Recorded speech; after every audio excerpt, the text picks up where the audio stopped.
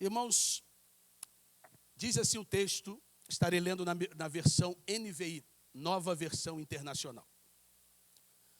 Judá gerou Pérez e Zerá, cuja mãe foi Tamar. Pérez gerou Esrom, Esrom gerou Arão, Arão gerou Aminadab, Aminadab gerou Naasson, Naasson gerou Salmão, Salmão gerou Boaz, cuja mãe foi Raabe. Boaz gerou Obed, cuja mãe foi Rute. Obed gerou Jessé, e Jessé gerou o rei Davi. Davi gerou Salomão, cuja mãe tinha sido mulher de Urias. Ponto. E que o Senhor, nosso Deus, abençoe as nossas vidas sempre que lemos a sua palavra. Talvez você possa estar pensando, pastor, que trem o senhor vai pregar nesse montão de nome esquisito? Eu quero pensar com você nessa noite que o que fazer quando a lembrança do passado não nos deixa feliz? O que fazer se a gente carrega traumas do passado e se esses traumas estão ligados à nossa família, ao nosso pai, à nossa mãe, aos nossos avós? Pode uma vida ser restaurada quando a própria pessoa chega à conclusão de que não há mais saída para ela? E talvez então seja essa pergunta, mas pastor, a resposta está nesse texto árido, nesse texto que aparentemente não traz fruto, mas eu quero falar justamente sobre genealogia. Porque aqui nesse texto, Mateus apresenta a árvore genealógica de Jesus. E se você tivesse que fazer a sua árvore genealógica, possivelmente você tentaria colocar as pessoas mais ilustres.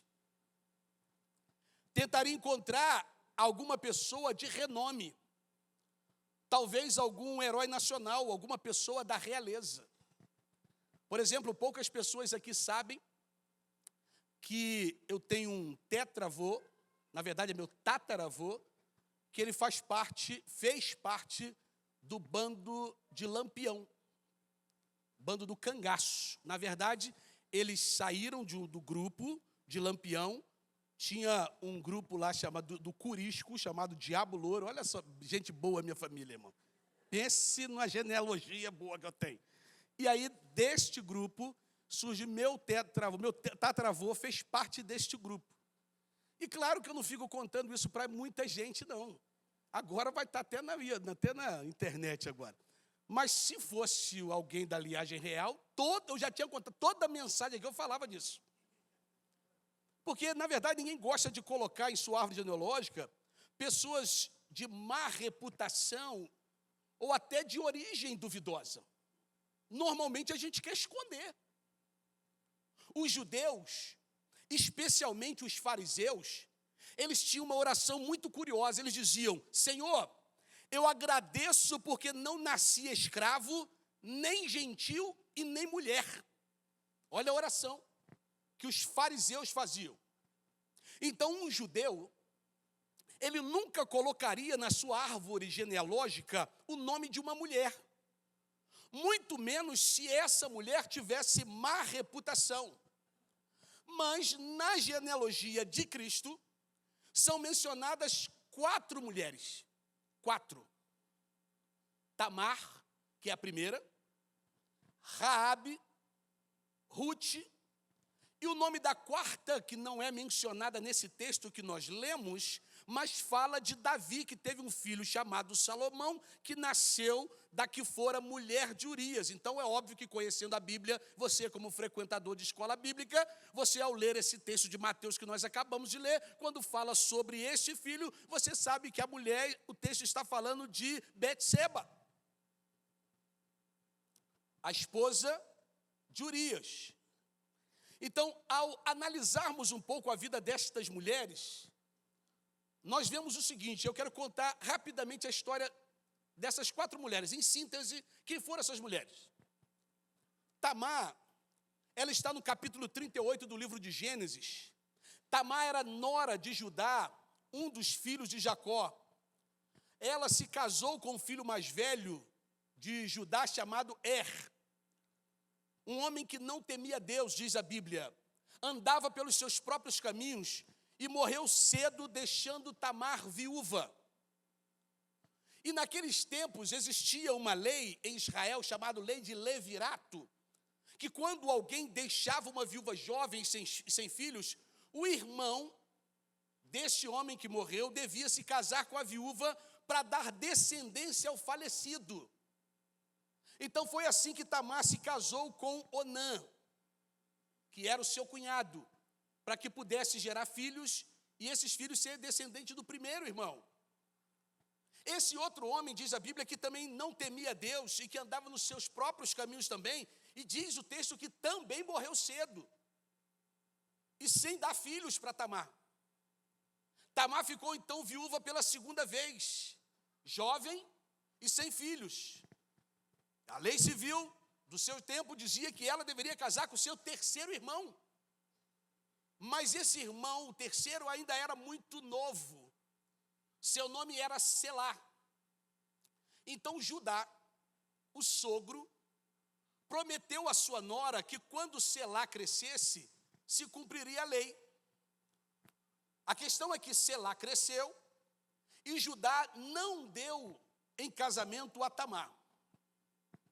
Diante disso, Tamar se sentiu injustiçada, ferida, machucada, seus direitos estavam sendo desrespeitados, e Tamar era daquele tipo de mulher que fazia valer os seus direitos para defendê-la, não media consequência. Então um dia, Tamar se disfarçou de prostituta, ficou na entrada da cidade e enganou o seu próprio sogro. Ela se deitou com o seu sogro e engravidou do seu próprio sogro, sem o sogro saber que ela era aquela jovem que tinha sido sua nora por 2 vezes e estava sendo ainda, seria pela 3ª vez. Segundo a lei, ela devia ser condenada à morte. Quando apareceu grávida, o sogro pegou ela e disse: olha, você não podia ter engravidado, você traiu o meu filho, então você será condenada à morte.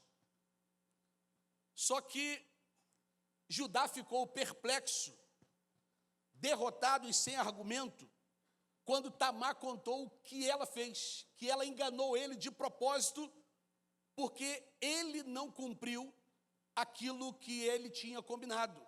Então Tamar fizera justiça com suas próprias mãos. Tamar foi ferida, injustiçada, partiu para a luta, venceu, mas ficou carregada de sentimento de culpa. Tamar, ela fez justiça com as suas próprias mãos, mas para que isso acontecesse, ela caiu na promiscuidade. Fez justiça, mas essa justiça tinha um sabor muito amargo e um sabor doloroso. Então, depois de vencer, ela descobriu que não tinha valido a pena descer tão baixo para conquistar os seus direitos. Então, Tamar é símbolo do ser humano que, quando se sente machucado e ferido, não pensa 2 vezes para machucar quem feriu. É esse tipo de gente. Certa vez eu fui procurado por uma senhora, quando eu ainda pastoreava lá no Rio. Ela, atormentada pela culpa, ela chorava desesperada, ela não conseguia dormir, o martelo da culpa batia em seu coração, dia e noite, era como se sua mente gritava: culpada, pecadora, não existe salvação para você. E em desespero ela me procura e ela conta o seu drama. E ela disse: pastor, eu nunca pensei em fazer o que eu fiz. Eu fui para um motel com o primeiro homem que eu encontrei na rua só porque eu descobri que meu marido estava me traindo. E aí, de forma para revidar, para dar o troco, para fazê-lo sentir o que eu estava sentindo. A coitada caiu na miséria, e agora o martelo da culpa batia no seu coração, e a cada instante ela não encontrava paz, ela não podia dormir, sentia-se perdida, tinha medo do futuro, tinha medo das consequências do seu erro. Tinha vergonha de olhar no rosto dos seus filhos, tinha vergonha de se olhar no espelho, tinha vergonha de ir para a igreja. Os irmãos cantavam e ela se sentia que como se sua boca não tinha o direito de entoar um hino de louvor por causa da culpa que ela carregava. A sua consciência gritava: culpada, pecadora, adúltera. Assim como Tamar se sentiu, talvez como essa mulher, mas caiu diante de Deus. Talvez Tamar tenha dito: Senhor, não valeu a pena ter feito justiça com minhas próprias mãos. Não compensou ter caído no pecado, tentando golpear aquele que estava sendo injusto comigo, porque eu me machuquei. Não valeu a pena. Senhor, eu me sinto perdida, atormentada pela culpa. Por favor, tenha compaixão de mim. Ei, querido, eu quero que você entenda que Deus ouve a sua oração. A Bíblia diz que Deus abriu os braços para Tamar. E hoje o Senhor diz para você: filha, não me importa o seu passado, aqui estão os meus braços abertos para você. Tamar volta aos braços de Deus, sentiu o beijo da paz, abraçou-se da reconciliação, porque quando Deus perdoa, Ele esquece o passado. E no livro da genealogia de Cristo, o nome de Tamar está escrito, porque ela não tinha mais passado, ela nasceu de novo quando voltou para Deus. Ei, é isso que Jesus está dizendo para você. Não importa aonde você foi, nem quão baixo você caiu, não importa o que você fez. Você pode ter errado muito no passado, mas se você voltar, você vai passar a fazer parte da família de Deus. Família real. Seu nome integra a árvore genealógica de Jesus, o céu.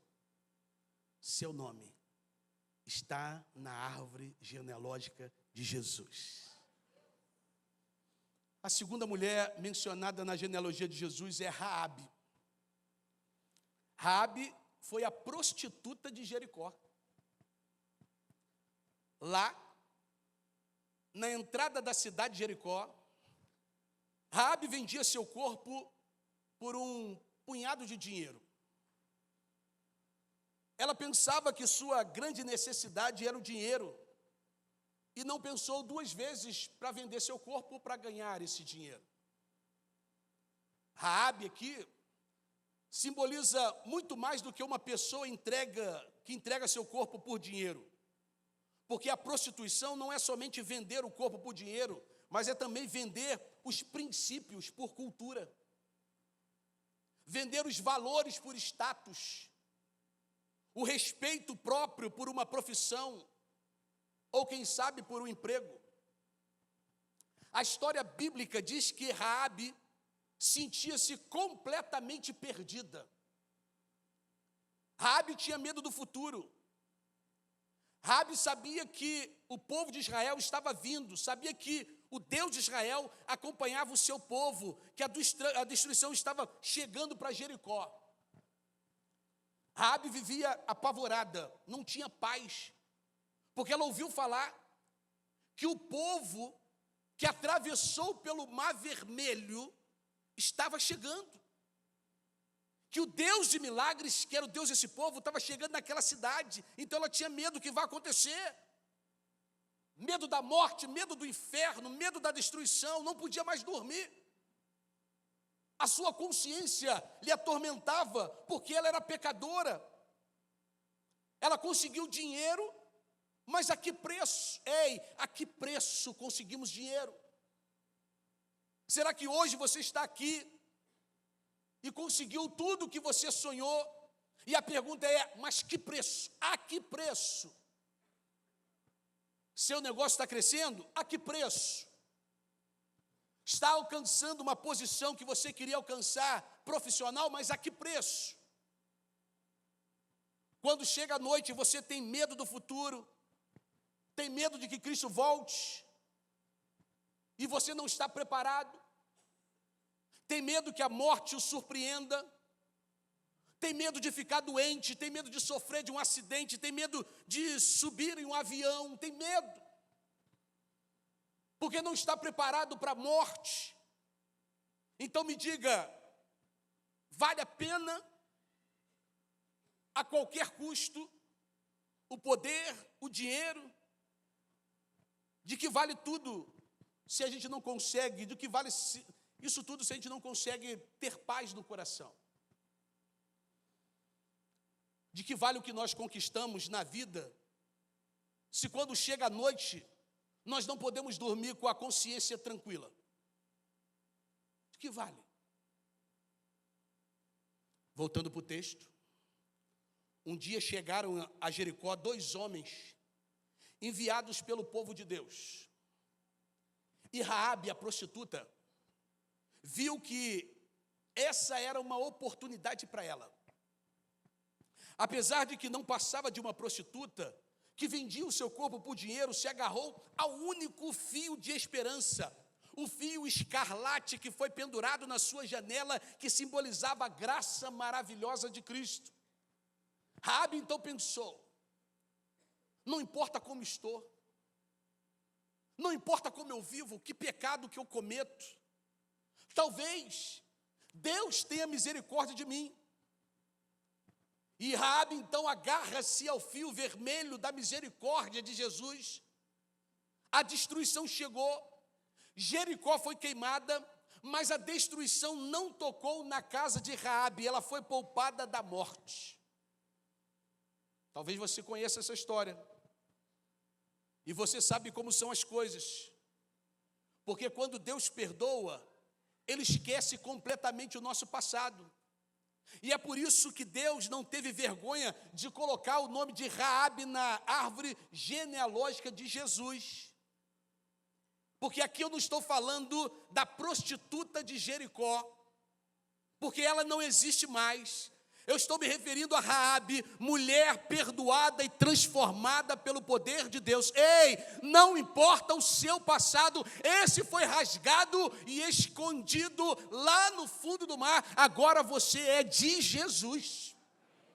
Não importa, não é mais Raabe a prostituta. Porque Deus não está interessado no seu passado, Deus está preocupado com o seu futuro, aonde você vai passar a eternidade. Então, essa é a segunda mulher. Vem então a terceira mulher mencionada na árvore genealógica de Jesus, que é Ruth. Você não poderá ver algo errado na vida de Ruth, mas as suas raízes são vergonhosas. Ruth era uma mulher íntegra, mas as raízes dela eram problemáticas. Explico. Ruth foi descendente da tribo de Moabe. Ruth era moabita. Sabe quem foi Moabe? Moabe, Deus iria destruir Sodoma e Gomorra. Lembra da história de Sodoma e Gomorra? Ló, sua esposa e suas 2 filhas saíram antes que a destruição chegasse àquela cidade, às cidades de Sodoma e Gomorra. Diz a Bíblia que a esposa de Ló virou para trás, olhou para trás, e a Bíblia diz que ela foi transformada numa estátua de sal. Então sai apenas da cidade Ló e suas 2 filhas. Ló e suas filhas conseguiram chegar até o topo da montanha e lá se esconderam em uma cova. E as filhas de Ló, elas pensaram que todos os homens do mundo tinham sido destruídos e que elas não teriam mais descendência, porque elas viram a destruição de Sodoma e Gomorra, e quando viram a cidade de Sodoma e Gomorra ser destruída, elas pensaram o seguinte: morreu todo mundo, a humanidade acabou. Então, essas duas meninas, elas deram origem a um capítulo vergonhoso da humanidade, porque elas embebedaram o seu pai Ló e cometeram um incesto com ele. O fruto desse relacionamento imoral das filhas com o pai foi Moabe, o pai dos moabitas. Então, Ruth foi uma das filhas da tribo de Moabe. Então, Ruth veio dessa história. Ruth, a moabita. Nós não encontramos na Bíblia que Ruth tivesse feito alguma coisa errada, como Raabe e Tamar. Mas encontramos em Ruth essa origem incestuosa. Então, ela vinha de raízes imorais. Ruth era a típica pessoa que sentia vergonha dos seus antepassados. Quem sabe alguém aqui nessa noite, ou que está nos assistindo pelas mídias sociais, nunca conheceu seu pai porque foi fruto de uma aventura pecaminosa e não fruto do amor que uniu duas pessoas. E quem sabe isso tem incomodado a sua vida. Quem sabe isso tem lhe atormentado. Quem sabe isso tem lhe criado traumas. Você olha, todo mundo tem um pai e você nunca conheceu. O covarde que não teve coragem de assumir você, e isso lhe dói. Então olhe para Ruth, porque se alguém devia ter vergonha dos seus antepassados, era ela. Mas um dia chegou à sua vida um homem de Deus, e a vida desse jovem foi a inspiração que Ruth precisava para sair da vida de idolatria do povo moabita.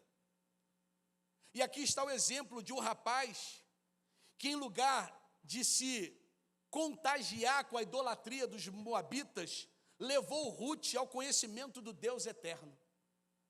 Um jovem que podia ter se contaminado com aquela jovem, mas escolheu levar aquela jovem para a igreja. Mudou a vida daquela jovem.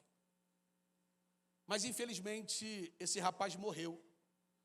E a mãe desse rapaz se chamava Noemi.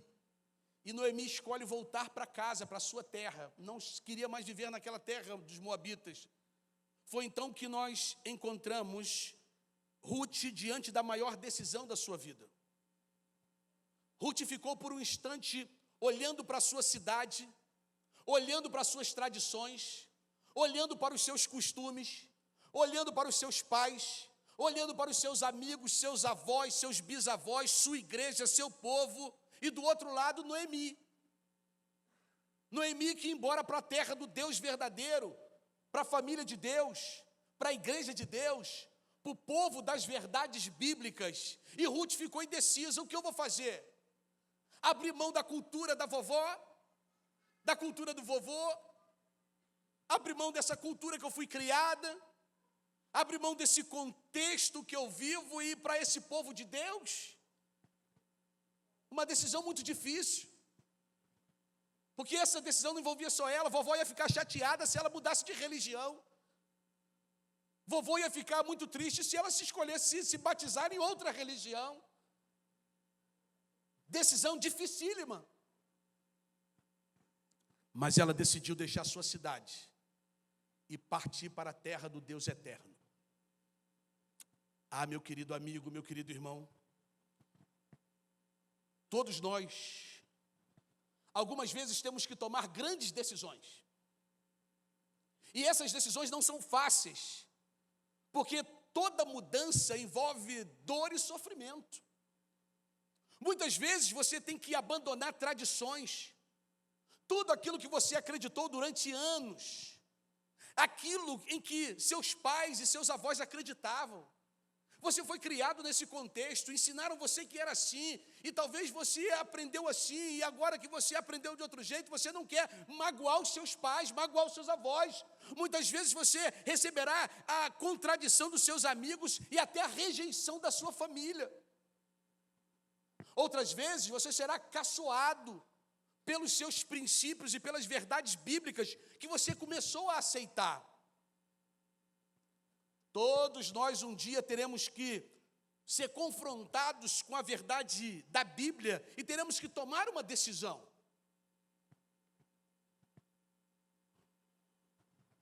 ficar com Jesus ou ficar com a tradição da família. Se o fizer, Deus ele vai fazer com o que fez com Ruth. Porque não importa a sua origem, não importa a sua raça, não importa o lugar que você nasceu, não importa o nome, sobrenome da sua família, não interessa se você é pobre ou rico, se você passa a fazer parte daquela família ou de outra, mas se você aceitar caminhar com o Senhor Jesus, Ele muda a sua história. Ele declara o seu nome diante do mundo, porque Ele não tem vergonha de você, porque quando Deus te aceita, Ele te transforma. Não há mais passado que te atormente. Não existe mais a origem da vergonha que te traumatize. Você agora com Cristo Jesus, por esse nome que nós cantamos aqui, teu nome é cura, e Ele nos cura dos complexos, dos traumas, da incapacidade de perdoar, do ódio que fez você sentir por aquela pessoa, enfim, você passa a ser curado e livre de tudo. Porque você agora faz parte da família real. Coisa extraordinária.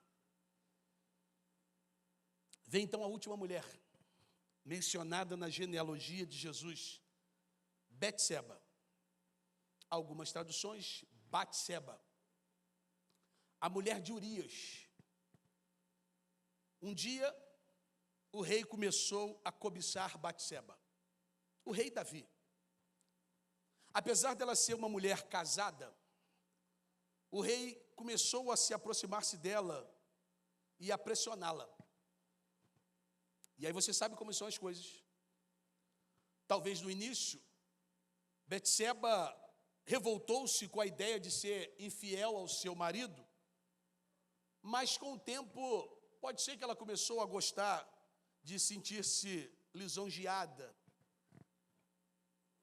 Toda hora alguém, o rei, fazendo galanteios. Poucas mulheres seriam capazes de despertar a atenção do rei. Alguma vez você já foi pressionado pelo seu chefe, de repente pensou até mesmo em cair, e agora tenta se justificar?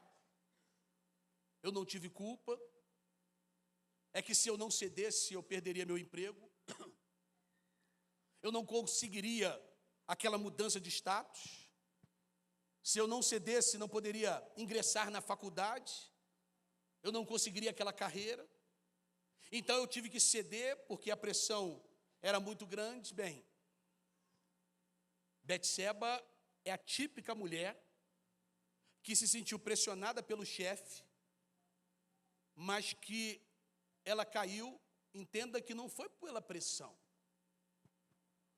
Talvez, por maneira meio sem perceber, ela entrou no jogo. Houve uma mistura de desejo pecaminoso e opressão, que acabou em pecado. Um pecado que trouxe dor à sua família, porque ela ficou grávida do rei. E com tristeza, viu que o rei mandou matar o seu marido. E ela sofreu as consequências desse erro. Sentiu-se miserável, acabada, sem perdão. Sentiu que não havia esperança para ela. Seu primeiro filho ficou doente e ela pensava, é consequência do meu erro. Ei, há porventura em sua vida um homem, uma mulher, filhos inocentes que estão sofrendo vergonha por causa do seu pecado? E quem sabe você não sabe o que fazer, e a sua vida se transformou numa noite que não acaba. Então olhe para a vida de Betseba, que descobriu um dia o perdão de Deus, e caiu aos seus pés, não justificou o seu pecado, não disse: Deus, eu caí porque o chefe me pressionava. Senhor, era o rei, né? Se eu não fizesse, o rei podia ter matado. Não, ela não se justificou, ela não pensou em justificar o seu erro, ela somente disse: Senhor, eu sou a única culpada, eu não necessito explicar, eu não necessito justificar, o que eu necessito é de perdão. Talvez a gente fica buscando explicações porque a gente peca. Ela disse: Senhor, eu só preciso ser perdoada. Sou uma pecadora, por favor, me perdoe. E Deus abriu os braços para ela e a perdoou. Ei, meu querido, quando Deus perdoa, Ele esquece. Diz a Bíblia que Ele lança no mar do esquecimento. Nunca mais se lembra. E na árvore genealógica de Cristo, Deus não teve vergonha de colocar o nome de Betseba. Que grande amor. Enquanto as pessoas daquele tempo teriam vergonha de colocar o nome de uma mulher em sua árvore genealógica, Deus coloca 4 mulheres na família de Jesus. E não são 4 fontes de virtude. 3 dessas 4, conheceram o outro lado da vida.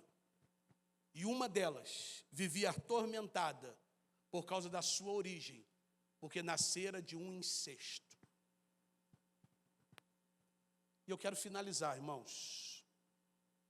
Quero finalizar convidando você que feche os seus olhos, baixe a sua cabeça, feche os seus olhos e abra os seus ouvidos espirituais.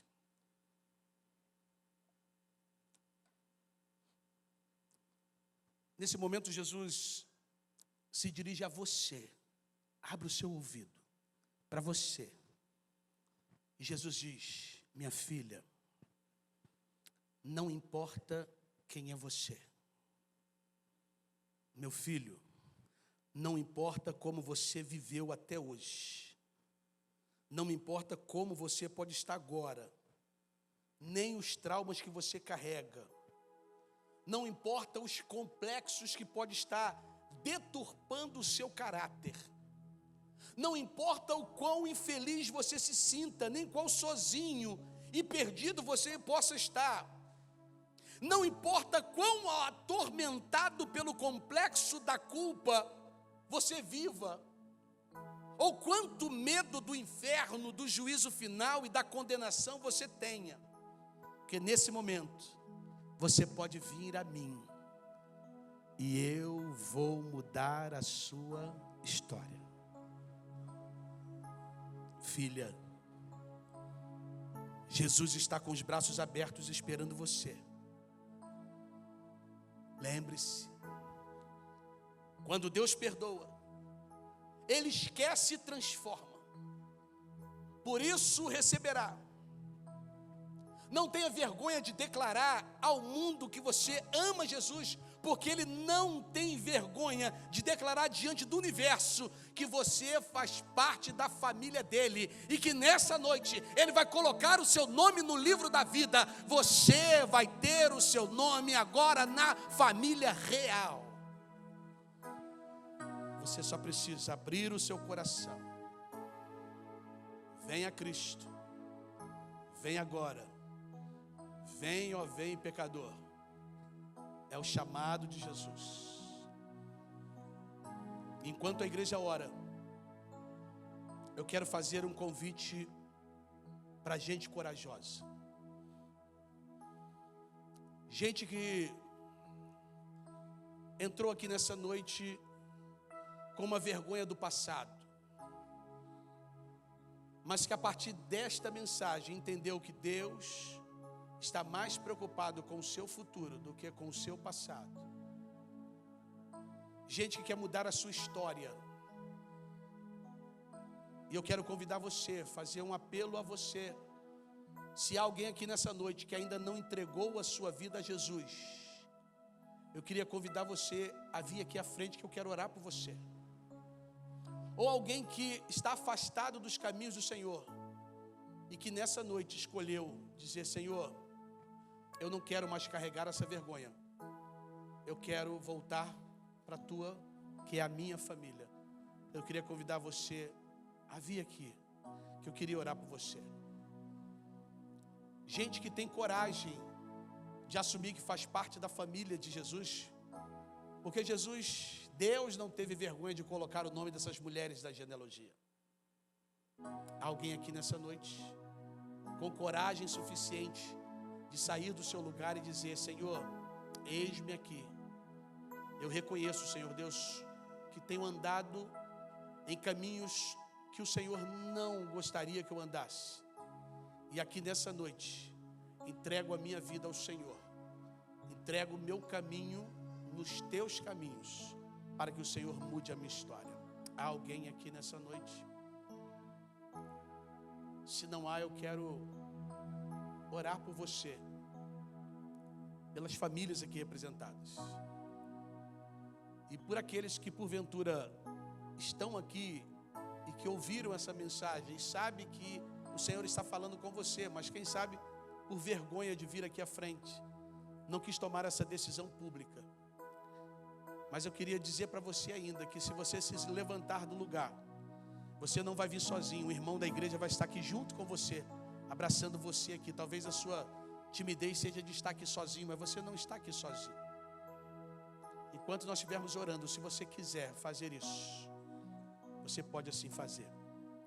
Se não quiser, que Deus tenha misericórdia de você e que te dê uma nova oportunidade, se assim for a vontade dEle. Amém. Glória a Deus. Deus te abençoe, minha filha. Que você tenha o seu nome escrito no livro da vida. Você faz parte da família real. Há mais alguém que gostaria de ter essa atitude corajosa de dizer: Senhor, sou eu. Tenho vergonha do meu passado. Talvez a culpa não é nem minha, mas Senhor, eu estou aqui reconhecendo, Senhor Deus, que eu preciso de uma nova história na minha vida. Amém, minha filha. Deus te abençoe. Você faz parte da família real, a família de Jesus. Bem, Maria. Há mais alguém corajosamente que escolhe vir aqui? Amém. Glória a Deus. Glória a Deus, minha filha. Glória a Deus. Glória a Deus. Você faz parte da família real. Deus te abençoe. Que Deus sare suas feridas. Que Deus te cure. Deus abençoe. Há mais alguém aqui?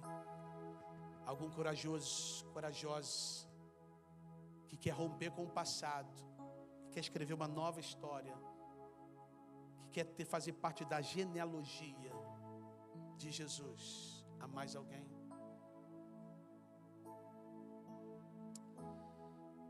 Senhor, a gente sabe que não é fácil, porque são traumas que muitas vezes vêm por anos, Senhor Deus. São dores que carregamos na alma por muito tempo. Pai, é uma dor que chega, como disse o salmista, chega a doer os ossos. Além disso, Senhor Deus, há vergonha. Muitos de nós pensamos: o que alguém vai pensar se eu for lá na frente? Alguém pode julgar. Mas, Senhor, essas pessoas escolheram romper com tudo isso e entender, Pai, que a graça, a misericórdia e o perdão é mais importante que qualquer coisa. E por isso, Senhor Deus, eu não conheço a história dessas pessoas que aqui estão. Eu não conheço os seus nomes, Senhor. Eu não conheço a história delas. Mas o Senhor as conhece desde o ventre de suas mães. O Senhor conhece o nome delas, o sobrenome, o endereço, a história e a dor. O Senhor conhece o passado dessas pessoas, mas o Senhor conhece principalmente o futuro. E o futuro que o Senhor tem para essas vidas é a eternidade com o Senhor. Mas desde já, antes que essa eternidade não chegue, o Senhor já tem preparado para essas pessoas, aqui na terra, bênçãos sem medidas. Por isso, Senhor Deus, eu profetizo sobre essas vidas a cura emocional, a libertação de traumas, a libertação de dores da alma. Eu profetizo, Senhor Deus, a libertação, Senhor Deus, do passado de dor. Ó Pai, eu profetizo vida abundante, nova história de vida, novamente, metanoia, mudança de mente, mudança de vida, para a honra e glória do Teu santo nome. Por isso, Senhor, esses nomes agora estão fazendo parte agora da genealogia de Deus. E além disso, Pai, se assim elas desejarem, também farão parte do rebanho Pibaçu. Aqui serão cuidadas, pastoreadas, amadas. Aqui serão discipuladas. Aqui serão, Senhor Deus, cuidadas até que Jesus venha. Muito obrigado, Senhor Deus. Obrigado também por cada família aqui representada. Cada irmão, Senhor Deus, que faz parte deste rebanho. Cada visitante, Pai, que escolheu cultuar ao Senhor aqui na Pibaçu. Obrigado, Senhor. Muito obrigado. Obrigado, Senhor Deus, porque até aqui nos ajudou o Senhor e por isso nós estamos felizes. Pai, muito obrigado, Senhor Deus, por esse bebê que está por chegar, da Aline e do Juninho. Senhor Deus, dê uma gravidez abençoada, tranquila para os teus servos. Desde já, Senhor Deus, que a tua mão bondosa esteja no ventre da tua filha Aline. Mas oramos também, Senhor Deus, nesse momento, pedindo ao Senhor também o milagre para que o Senhor abra o ventre daquelas que querem ser mães, Senhor. Pai, que nessa noite o Senhor opere um milagre, Senhor Deus, dando filhos, Senhor Deus, para aquelas que têm chorado diante do Senhor, dizendo: Senhor, me dá filhos, Senhor Deus. E eu profetizo milagres em nome de Jesus, porque nós sabemos que este nome é cura. Jesus, o teu nome é cura. Senhor, em nome de Jesus, em nome de Jesus, abençoa o teu povo. E que o amor de Deus, o nosso Pai, que a graça salvadora de Cristo Jesus e a comunhão e a consolação do Espírito Santo de Deus estejam conosco aqui nesse instante e com Israel santo por toda a terra espalhado, desde agora e para todo sempre. E o povo de Deus diz amém. Pode sentar um pouquinho.